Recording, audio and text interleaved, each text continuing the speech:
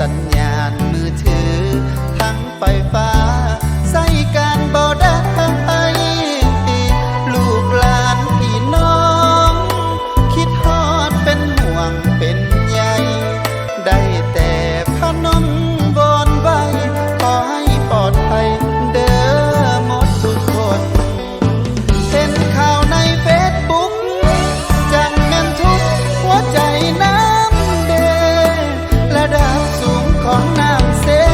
ที่ท่วมหลังคาเป็นตาลูโตนหนีไปอยู่บ่อนสูงการกินการอยู่คงสิสับสนบ่อนพักลบแดดลบฝนถึงยามนอนมาอิ่มตาบ่นอน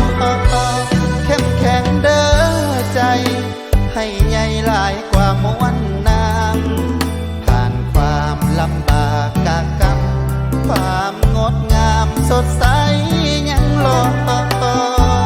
เพียงอย่าหมดหวังเข้มแข็งกายใจอย่าได้ถอยสู่เด้อพี่น้องแม่พ่อพวกเขาขอเป็นกำ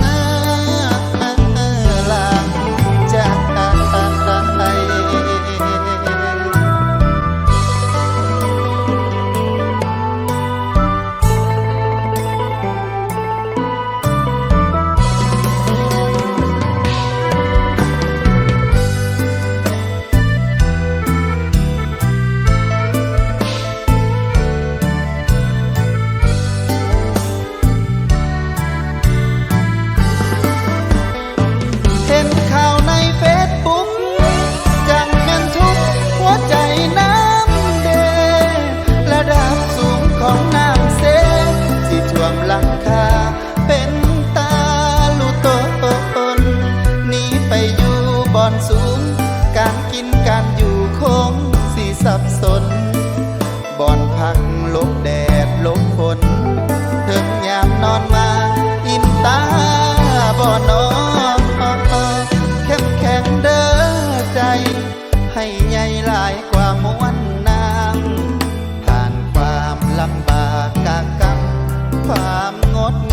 สดใส